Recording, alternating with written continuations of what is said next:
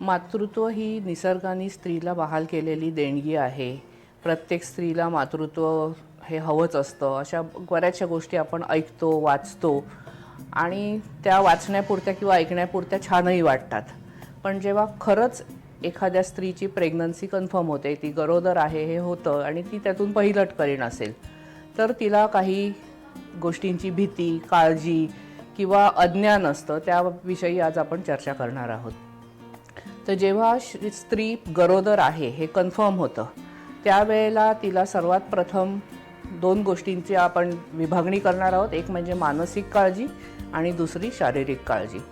तर मानसिक काळजी जेव्हा आपण म्हणतो त्यावेळेला त्याचं महत्त्व असं आहे की प्रेग्नन्सी राहिल्यानंतर आता व्यवस्थित सगळं होईल का, माझं बाळ नॉर्मल असेल का, ते कुठलं मुलगा असेल की मुलगी असेल, घरच्यांना मुलगी झाली तर आवडेल का, अशा अनेक प्रकारची भीती मनात साठलेली असते, कारण आपली समाज रचना तशी आहे.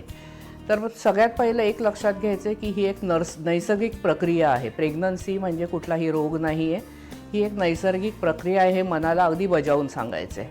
त्यामुळे शरीरात मनात बदल घडणार आहेत आणि ते आपण स्वीकारत पुढे जायचं आहे. तर मानसिक बदल मी अशा अर्थाने म्हणते की पहिले म्हणजे भीती किंवा अज्ञान ह्याविषयीचं, कारण आपल्याकडे अजूनही या बाबतीत फार ओपनली एकमेकाशी चर्चा केली जात नाही. दुसरं म्हणजे शरीरात प्रेग्नन्सी बरोबर बरीचशी संप्रेरकं किंवा हॉर्मोन्स जेव्हा जास्त प्रमाणात यायला लागतात त्याचाही परिणाम मानसिक स्वास्थ्यावर होतो. ही स्त्री अचानक खूप भावनिक होते, खूप इमोशनल होणं, रडणं किंवा फार एक्स्ट्रीम काहीतरी बिहेवियर होणं, या सगळ्या गोष्टी हॉर्मोन चेंजेसमुळे घडतात. प्रेग्नन्सीमुळे काही ॲबनॉर्मल झालं असा त्याचा अर्थ अजिबात नाही आहे. तर ह्या गोष्टी समजून घेऊन तिच्या कुटुंबानी तिच्याशी वागणं आणि तिने पण आता हे जे आपल्यामध्ये घडतं आहे तर ते हॉर्मोन्समुळे घडतं आहे, त्यामुळे ते मनात ठेवून तसंच पुढे चालवणं, या गोष्टी त्यामुळे आपल्याला टाळता येतील. त्याचा मुख्य अर्थ हा आहे की शरीरात जी हॉर्मोन्स आता बदलत आहेत त्याचा परिणाम तिच्या बिहेवियर किंवा वागणुकीवर होत आहे. हा महत्त्वाचा भाग आहे ज्याची कुटुंबाला पण माहिती पाहिजे आणि स्त्रीला स्वतःलाही माहिती पाहिजे.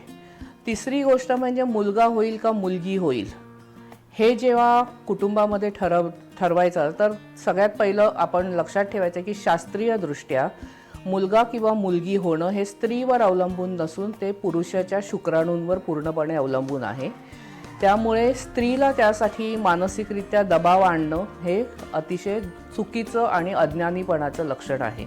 त्यामुळे मुलगा किंवा मुलगी जे काही असेल ते बाळ सुदृढ असावं आणि सुरक्षित असावं, ही भावना त्याच्या मागे ठेवली तर स्त्रीचं मानसिक स्थैर्य मिळायला आपल्याला मदत होते.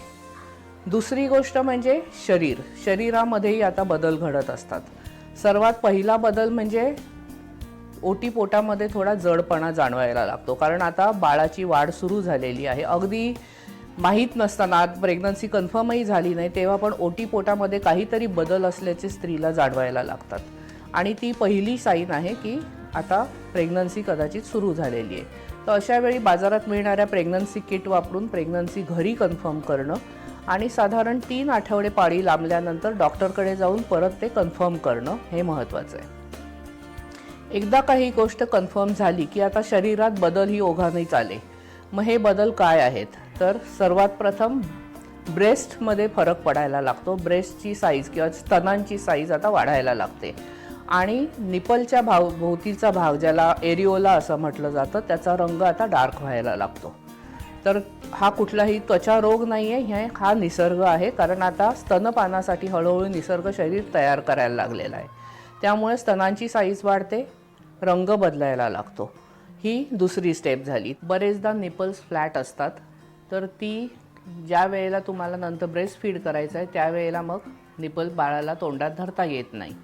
तर अशी समस्या फ्लॅट निपलची असल्यास आईनी रोज आंघोळीच्या वेळामध्ये क्रीम किंवा तेलाचा हात घेऊन हळूहळू रोज निपल थोडं पुढे ओढायचं आहे. 9 महिने ही क्रिया केल्यानंतर बाळाच्या जन्मापर्यंत निपल बाळाला तोंडात धरता येईल इथपर्यंत नक्कीच आणता येतं आणि त्यामुळे मग पुढे पंप वापरणं किंवा त्रास होणं हे आपल्याला टाळता येईल. त्यानंतर समजून घेण्यासाठी म्हणून आपण प्रेग्नन्सी ह्या विषयातला 3 ट्रायमेस्टर म्हटलं आहे की पहिले 3 महिने, 3 ते 6 महिने आणि 6 ते 9 महिने अशा 3 विभागात समजून घेण्यासाठी त्याची विभागणी करून बघितलं जातं. तर पहिले जे 3 महिने आहेत त्यावेळेला हळूहळू हा गर्भ आता वाढत असतो आणि त्यामुळे अचानक शरीरामध्ये तुमच्या अन्नाचा किंवा रक्ताचा सगळा डिमांड आता वाढायला लागला आहे.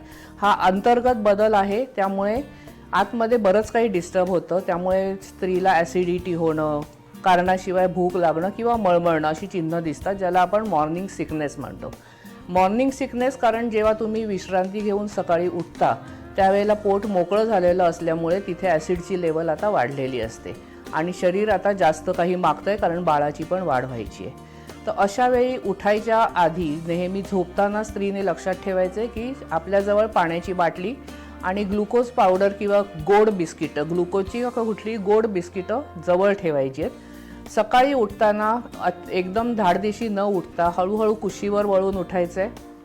ब्रश पण करायच्या आधी, रात्री ब्रश करून झोपायचं आहे. ब्रश करण्यापूर्वी तोंडात एखादं बिस्किट घालून जर पाणी पिलं आणि एक 10 मिनटं जर तुम्ही शांत बसून राहिलात बिछाण्यात तर मळमळ नाहीशी होते. त्यामुळे मॉर्निंग सिकनेस, त्यामुळे येणारा अशक्तपणा, त्यामुळे पुढे जेवण न जाणं, ह्या सगळ्या गोष्टी आपण थांबवू शकतो. हा झाला मॉर्निंग सिकनेस. आईच्या हायजीनची काळजी घेत असताना ओरल हायजीन किंवा दातांची काळजी घेणं पण गरजेचं आहे, कारण शरीराचा कॅल्शियम डिमांड आता वाढलेला आहे. बाळाच्या हाडांची वाढ होत असताना आईच्या शरीरातलं कॅल्शियम तिथं पोचवलं जातं आहे. त्यामुळे दात किडणं किंवा दात लूज होणं हे प्रकार प्रेग्नन्सीमध्ये घडू शकतात. त्यामुळे दातांची काळजी म्हणजे एकतर दिलेलं कॅल्शियम वेळच्या वेळी घेणं, कॅल्शियमयुक्त अन्न घेणं आणि सकाळ संध्याकाळ ब्रश करणं, ज्यामुळे कुठल्याही जंतूंचा प्रादुर्भाव दातामध्ये होता कामा नये, कारण त्याचा परिणाम सरळ बाळावर होत असतो. त्यामुळे दातांची काळजी घेणं पण तेवढंच गरजेचं आहे. जसं जसं 3 महिने होऊन आता 4थ्या-5व्या महिन्यापर्यंत प्रेग्नन्सी यायला लागते, तशी बाळाची हालचाल पोटात जाणवायला लागते. पहिलटकरीण असल्यास तिला 5व्या महिन्यात जाणवते. दुसरं किंवा तिसरं मूल असल्यास 3ऱ्या-4थ्या महिन्यातच हालचाल त्या स्त्रीला कळायला लागते. तर ही हालचाल सुरू झाल्यानंतर त्या हालचालीवर सतत अनकॉन्शियस माइंडनी का होईना लक्ष राहतं आणि ते ठेवणं गरजेचं पण आहे, कारण बाळाची हालचाल होत राहिली पाहिजे. बाळ जर हालचाल अजिबात करत नाही आणि असे बरेच तास उलटून गेले तर डॉक्टरला दाखवणं गरजेचं आहे. थोड्या थोड्या वेळाने बाळाची हालचाल, 1 तासाभराने थोडी हालचाल होत राहिली पाहिजे पोटात. हालचाल झाल्यानंतर हळूहळू आता पोटाचाही आकार वाढायला लागतो. पोटाचा जसा जसा बाळ वाढेल आणि पोट वाढायला लागेल त्यावेळी पोटाची कातडी ताणली जाते. त्यामुळे त्या ताणलेल्या कातडीला खाज येणं किंवा स्किनला इरिटेशन येणं, फार घाम जांघांमध्ये साठणं, अशा गोष्टी व्हायला सुरुवात होते. तर त्यावेळी खाज आली असल्यास त्यांनी नखांनी न खाजवता जर एखादा कापसाचा बोळा हळूवारपणे गुदगुल्या केल्यासारखा पोटावर फिरवला तर नंतर जे डिलिव्हरी झाल्यानंतर पोटावर जे वण राहतात ते कमी व्हायला मदत होते. दुसरी गोष्ट म्हणजे पोट हळूहळू जसं वाढेल तसं तसं जांघांमध्ये आणि पोटामध्ये एक प्रकारचा फोल्ड तयार होतो आणि तिथे घाम येऊन तिथे कंड येणं किंवा खाज येणं हा प्रकार होतो. त्यामुळे तुम्हाला तुमचं हायजीनकडे लक्ष द्यायचं आहे. कपडे सुती, सैल आणि सुती कपडे वापरावे. 2दा दिवसातनं बदलल्यास जास्त चांगलं. आणि मधल्या वेळामध्ये विश्रांती घेणं हे एक महत्त्वाचं काम आहे. प्रेग्नन्सीमध्ये तुम्ही जरी नोकरी करत असाल तरी काही स्पेशल आता अरेंजमेंट प्रत्येक जॉबमध्ये पण केलेल्या आहेत. तर मधला जो वेळ तुम्हाला दिला जातो त्यात गप्पा मारत बसणं किंवा असं काहीतरी करण्यापेक्षा तिने डोळे मिटून खुर्चीवर बसल्या ठिकाणी का होईना पण शक्य तेवढ्या आरामदायक कंडिशनमध्ये विश्रांती घेणं गरजेचं आहे. कमीत कमी अर्धा तास ही विश्रांती जेवणानंतर झाली पाहिजे. त्यामुळे पचनाला मदत होते आणि जेव्हा आईचं पचन चांगलं होतं त्यावेळेला बाळाला तेवढंच अन्न मिळण्यास मदत होते. या पोटावरच्या कातडीबरोबरच मानेवर सुद्धा एक काळपटपणा जाणवायला लागतो, कारण आता पूर्ण जेव्हा एक हॉर्मोन काम करतंय, तुमची त्वचा आता वाढतीये, त्यावेळेला त्या त्वचेचे परिणाम जास्त करून मानेवर दिसतात. मान काळी दिसायला लागते. तर मान काळी दिसणं ह्यात काही नाही, हा प्रेग्नन्सीचं एक लक्षण आहे. तर ते आपोआप नंतर डिलिव्हरी झाल्यानंतर हे रंग क्लिअर व्हायला लागतात. त्यामुळे मान काळी पडते, मला काहीतरी होतंय का, हे सगळं मनातून काढून टाकायचं आहे.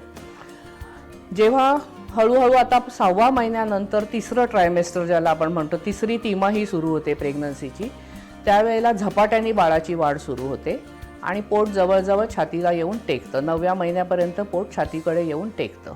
त्यामुळे नॅचरली तुमच्या जेवणाच्या वेळा आणि जेवणाच्या गरजा बदलत राहतात.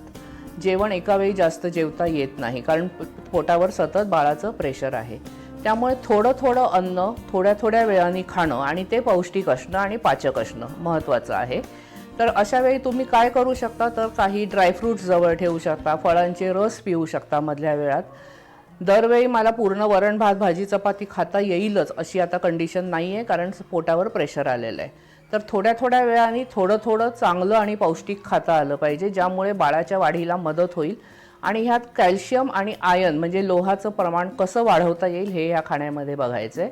तर त्यामध्ये आपण भाज्यांची सूप्स, फळांचे रस, ड्रायफ्रूट्स या सगळ्यांचा आपण वापर करू शकतो. त्यामुळे बाळाचं वजन वाढायला आणि निरोगी बाळ जन्माला यायला मदत होते. हे झालं 9व्या महिन्यानंतर. ज्या वेळेला आता 9व्या महिन्यापर्यंत बाळाचं डोकं आईच्या कमरेच्या हाडामध्ये फिक्स व्हायला लागतं, आणि म्हणून जे पोट आज छातीला टेकलंय ते साधारण 9 महिने संपत यायच्या सुमाराला खाली उतरताना दिसतं. तुम्ही ही गोष्ट ऐकली असेल की आता पोट उतरायला लागलं. ह्याचा अर्थ काय की आता बाळाच्या जन्माची वेळ आता जवळ येत आहे. 8 ते 15 दिवसामध्ये आता डिलिव्हरी व्हायची शक्यता आहे. तर यावेळी घाबरून न जाता हॉस्पिटलमध्ये जायची तयारी म्हणून स्त्रीने काही कपडे, बाळाचे कपडे, स्वतःचे कपडे स्वच्छ धुवून वाळवून नेहमी बॅग तयार ठेवली पाहिजे. कारण आता कधीही उठून तुम्हाला बाळंतपणाच्या कळा सुरू होऊ शकतात आणि हॉस्पिटलमध्ये जायची वेळ येऊ शकते. त्यामुळे ही तयारी ठेवणं पण तेवढंच गरजेचं आहे. या दरम्यान तुम्हाला 3ऱ्या ट्रायमेस्टरमध्ये 2 TTची किंवा टीटी आणि डिप्थेरिया नावाची 2 TDची इंजेक्शन्स दिली जातात. ती इंजेक्शन्स घेणं गरजेचं आहे. त्यामुळे बाळंतपणामध्ये कुठल्याही प्रकारचे झटके वगैरे येणं आपण टाळू शकतो. प्रेग्नन्सीमध्ये तुमचं ब्लड प्रेशर आणि शुगर ह्या 2 गोष्टी सातत्याने त्याच्यावर नजर ठेवावी लागते. आणि बाय चान्स जर तुमचं ब्लड प्रेशर वाढत असेल तर कमी मिठाचं खाणं, आणि जर शुगर असेल तर बिन साखरेचं खाणं ह्या गोष्टींवर पण लक्ष द्यावं लागतं. त्यामुळे आहाराचे बदल आपल्याला आपल्या शरीराच्या कंडिशनप्रमाणे करायचे आहेत.